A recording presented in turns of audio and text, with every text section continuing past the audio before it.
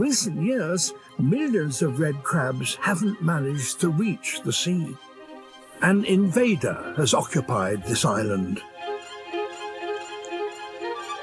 Yellow crazy ants. Christmas Island was on the brink of total collapse. A mysterious super colony of ants had seized control, turning the jungle floor into a bubbling pit of acid. 60 million crabs were melted from the inside out. The scientists were out of options, so they did something that sounds like a science fiction horror movie. They imported a microscopic assassin from Malaysia and released it into the wild. It was a gamble that could have destroyed the entire ecosystem. But when the first sensors sent back data, the numbers were wrong. In fact, they were impossible. The prehistoric massacre. Sometime in the last century, a ship docked here and unloaded a stowaway that would change history. The yellow crazy ant. Now ants are annoying at a picnic.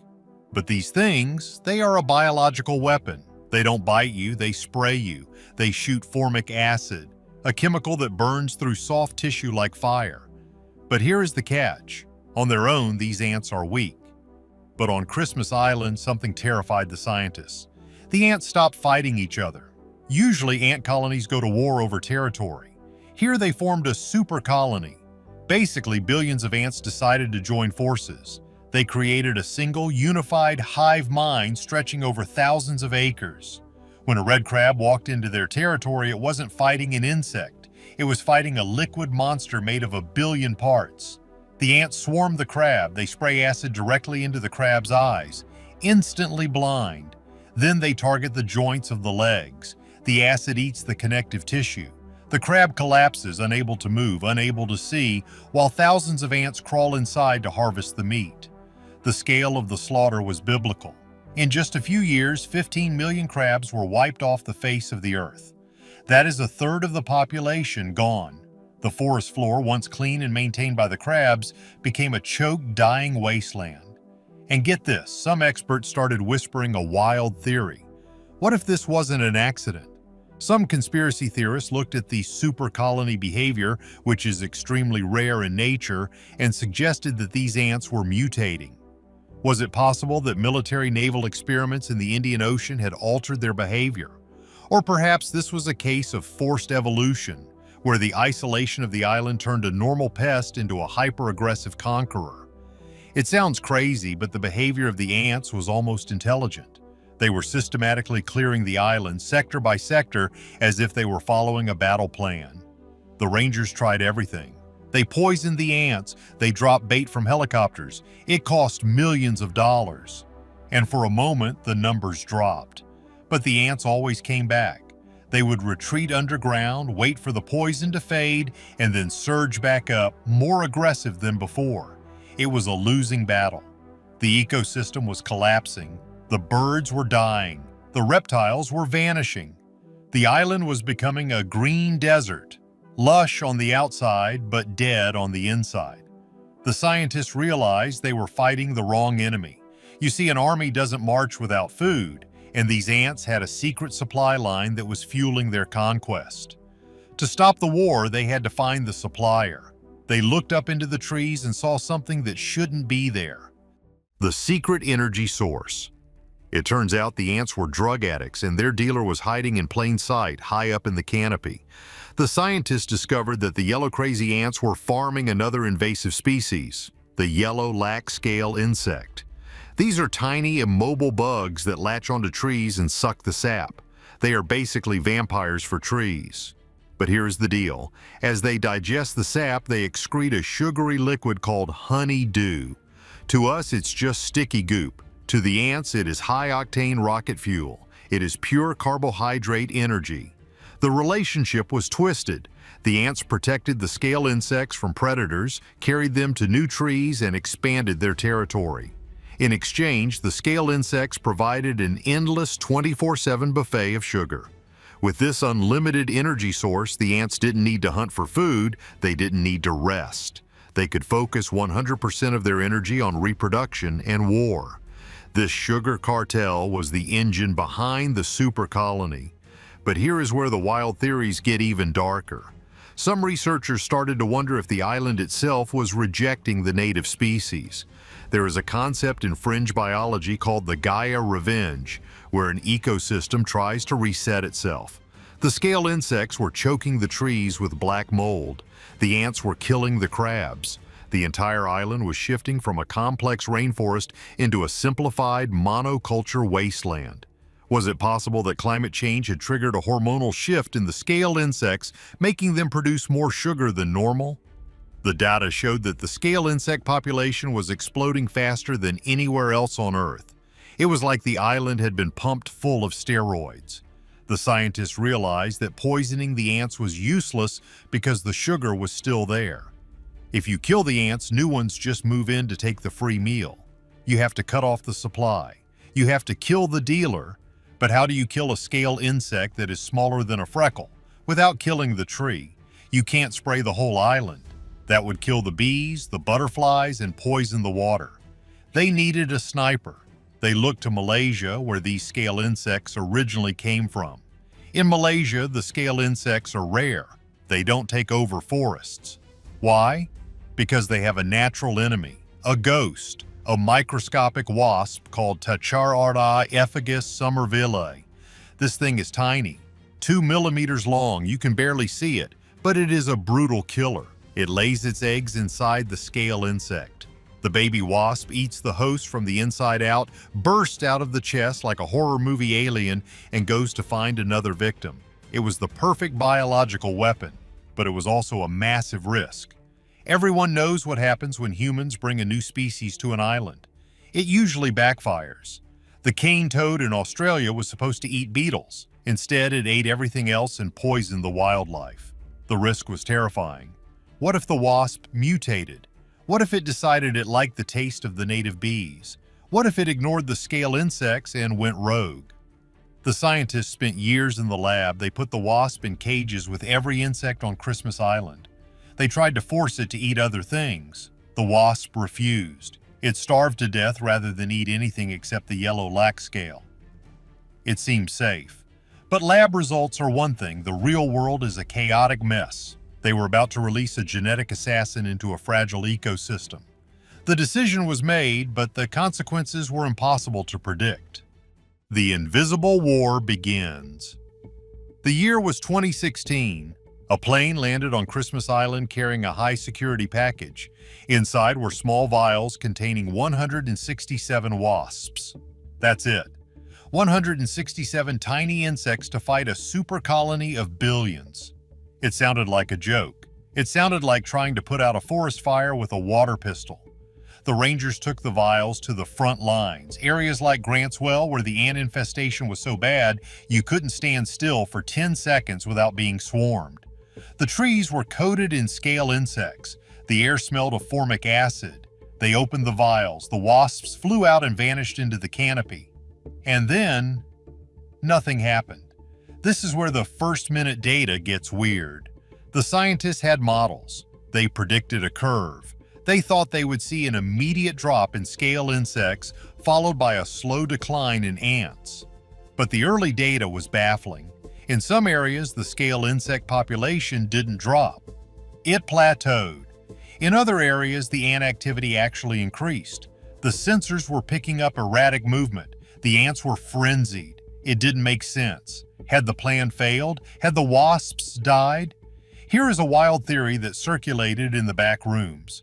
What if the ants were intelligent enough to sense the threat? Some entomologists believe that supercolonies possess a collective intelligence. Did the ants sense the stress signals from the scale insects? Did they realize their food source was under attack and try to move them? The spike in ant activity might have been a rescue mission. Imagine that, an insect army trying to evacuate their livestock because of an invisible air raid. Or was there something else? Some skeptics argued that the wasp was too specific. They worried that a slight genetic variation in the island's scale insects made them immune to the wasp. If that was true, the project was a multi-million-dollar failure. The tension was high. The Rangers were breeding the wasps in greenhouses, trying to pump out thousands more. They were playing a numbers game, but the jungle was swallowing them up. Months passed. The data remained noisy. There was no clear victory, just a messy, chaotic graph that looked like static. But what most people don't realize is that biological control is a slow burn. It isn't a bomb, it's a cancer. The wasps were out there. They were laying eggs. The larvae were eating. The first generation was hatching. The silence in the data wasn't failure. It was the calm before the storm. The wasps were building an army of their own inside the bodies of the enemy. And then the chart suddenly snapped. One morning, the sensors picked up a massive drop that shocked everyone. The great ant die-off. Suddenly, the data made sense. The noise wasn't failure, it was the tipping point. The scale insect population crashed. We are talking about a vertical drop on the graph. The wasps had reached critical mass.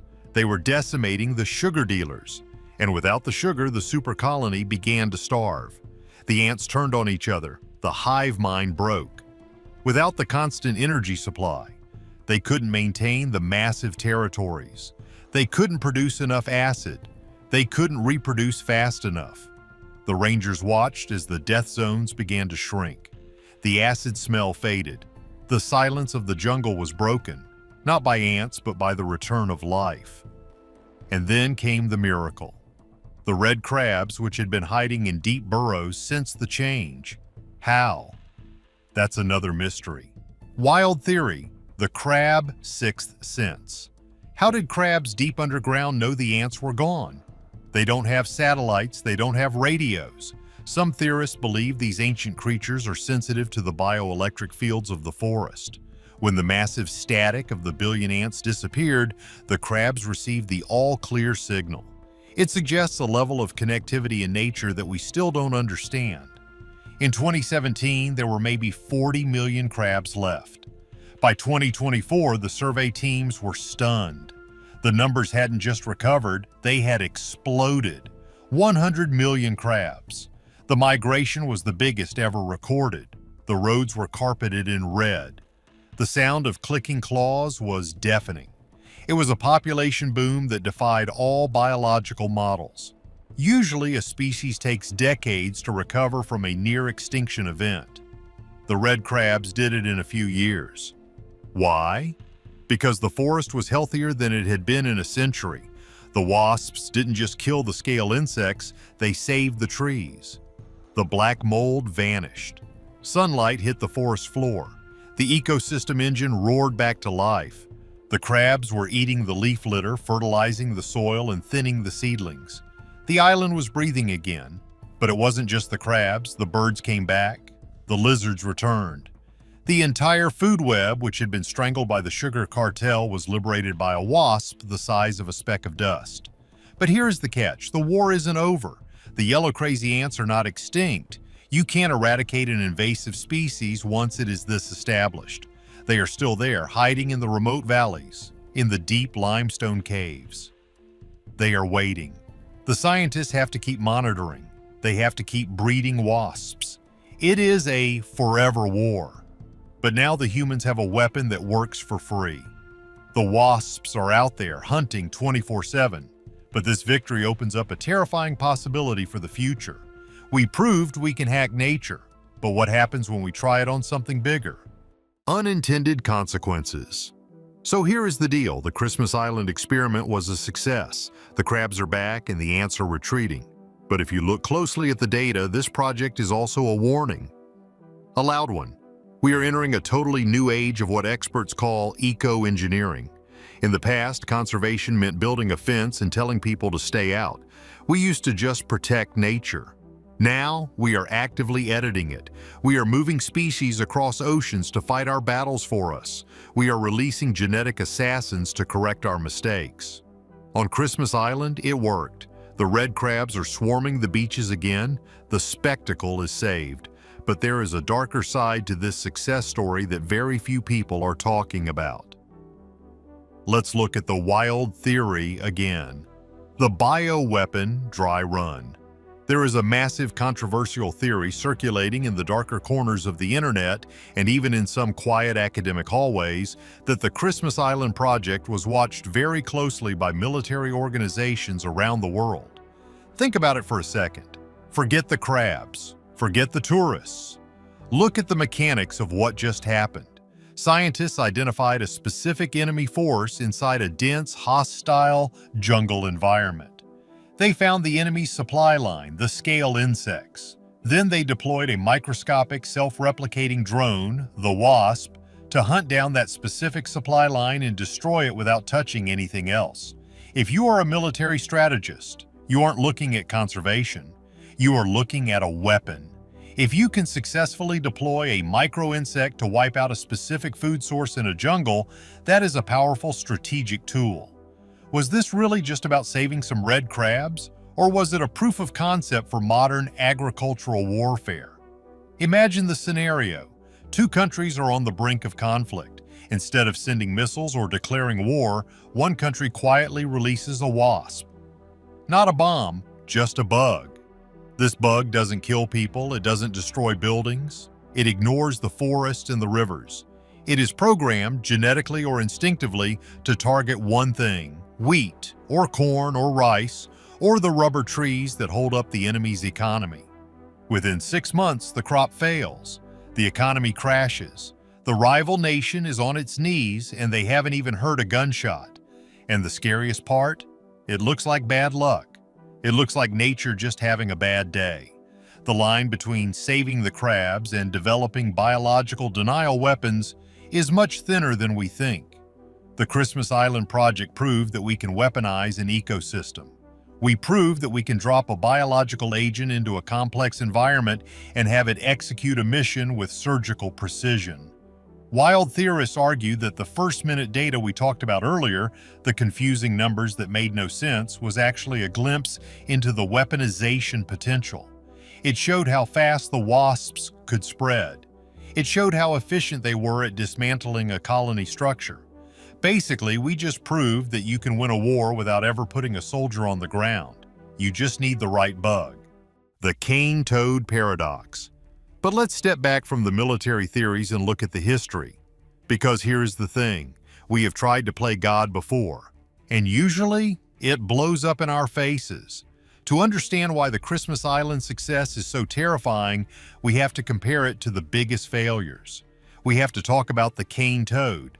Decades ago in Australia, farmers had a problem. A beetle was eating the sugar cane. It was destroying the livelihood of thousands of people. So the smartest scientists in the room came up with a plan. They found a toad in Hawaii that loved to eat beetles. It sounded perfect. It sounded exactly like the Christmas Island wasp. Bring in the predator to kill the pest. Simple math. They released the cane toads into the Australian wild. They expected the toads to eat the beetles and save the day. But biology doesn't follow our rules. The toads realized something very quickly. The beetles were high up on the sugar cane stalks. The toads couldn't jump that high. But down on the ground, there was a buffet. There were other insects, lizards, frogs, and small mammals that were much easier to catch. So the toads ignored the beetles completely. They started eating everything else. And because they had poisonous skin, nothing could eat them. Today, the cane toad is an unstoppable plague. They are marching across the continent, wiping out native species, poisoning crocodiles, and destroying ecosystems. It is an environmental disaster of biblical proportions. And it all started because we thought we could engineer a solution. Compare that to Christmas Island. The logic was the same. We had a problem, the ants. We introduced a solution, the wasp. The only difference between a miracle and a disaster is luck. What if the wasps had decided they didn't like the scale insects? What if they found a local spider or a rare butterfly that tasted better? We are comparing a scalpel to a sledgehammer. The scientists on Christmas Island argue that the wasp is a scalpel. They say it is host-specific. They say it physically cannot survive on anything else. But nature is the ultimate hacker. Nature finds exploits in the code. Think about the Jurassic Park comparison. It is a cliché, but it is true. Life finds a way. We are treating the jungle like a computer program where we can just delete a line of code, the ants, and insert a new line, the wasps. But the jungle isn't code, it is chaos. We are also seeing comparisons to the modern release of genetically modified mosquitoes in places like Florida and Brazil. We are releasing millions of factory-made bugs to mate with wild ones and crash the population. It works on paper. It works in the lab. But the Christmas Island project is different because it isn't a test tube. It is a real, breathing island in the middle of the ocean. We have turned an entire landmass into a laboratory. If the cane toad taught us anything, it is that you cannot put the genie back in the bottle. Once you open that crate, there is no undo button. If the wasps on Christmas Island decide to change their behavior in 5 years, we can't recall them. We can't put up a wanted poster for a 2-millimeter insect. We are walking a tightrope over a canyon, and the cane toad is the wreckage of the guy who walked before us. We made it across this time.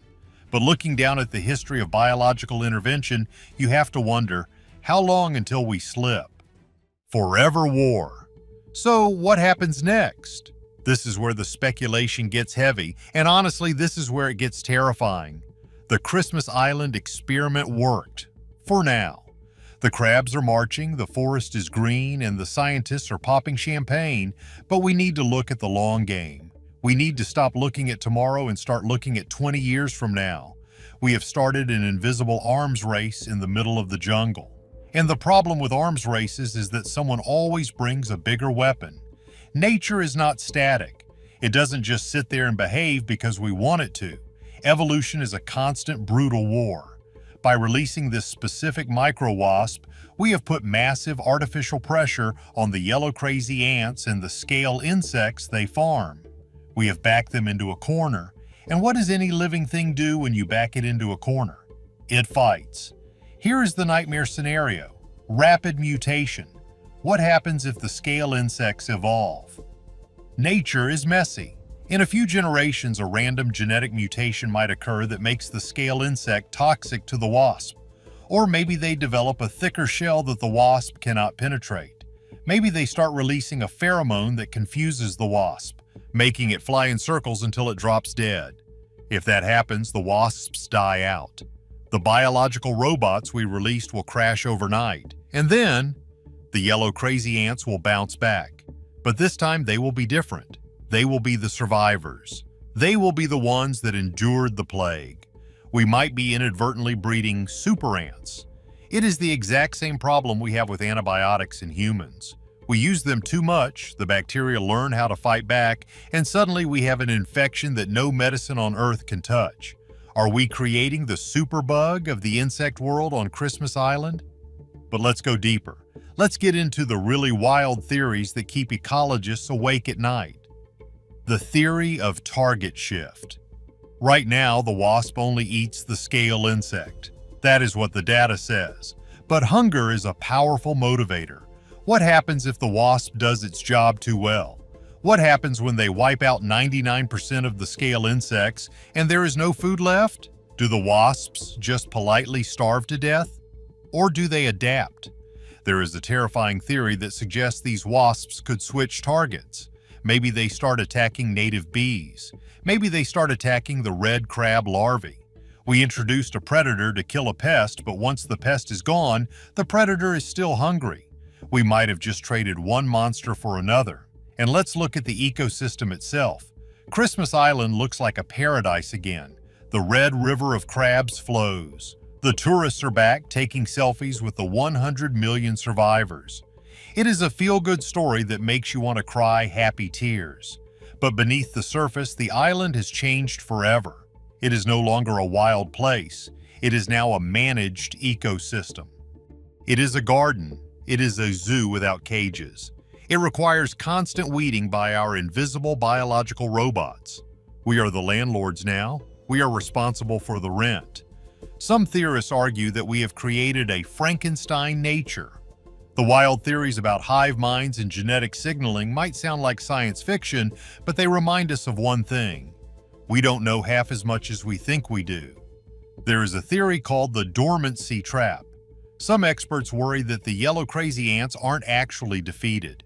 They suspect the ants might have retreated underground, deep into the limestone caves of the island, waiting for the wasp population to collapse. Insects have survived asteroid impacts and ice ages. Do we really think a tiny wasp is going to wipe them out forever? The ants are waiting in the shadows, We have created a massive chain of dependency. The red crabs are alive because of the wasps. The wasps are alive because of the scale insects. The scale insects are alive because of the ants. It is a fragile house of cards built on top of a volcano. If one card slips, if the temperature rises by 2 degrees, if a new disease hits the wasps, if the ants change their diet, the whole thing comes crashing down. We are looking at a future where wild nature doesn't really exist anymore. Everything will be engineered. Everything will be tweaked. Christmas Island is the blueprint for a scary new world. A world where humans have to constantly intervene to keep the gears turning. We will have drones pollinating flowers because the bees are dead. We will have genetically modified coral that can survive boiling oceans. We will have robotic insects hunting real insects. The first-minute data that made no sense? That was a glimpse into the chaos. It showed us that biological systems are unpredictable. We got lucky this time. The wasps stayed on target. The ecosystem recovered. But every time we intervene, we roll the dice. And eventually, the house always wins. Basically, we save the world by releasing a plague to fight a plague. It is a delicate balance, held together by human science, massive hubris, and a hell of a lot of luck. Now we just have to cross our fingers and hope the new plague plays by the rules. Because if it doesn't, we won't just lose the crabs, we might lose the whole island. So would you support releasing a foreign parasitic insect in your own city if scientists promised it would save the local park? Or do you think we are playing with fire that is bound to burn us eventually? I want to hear your wildest theories in the comments. If you want more stories about nature fighting back, smash that like button and subscribe.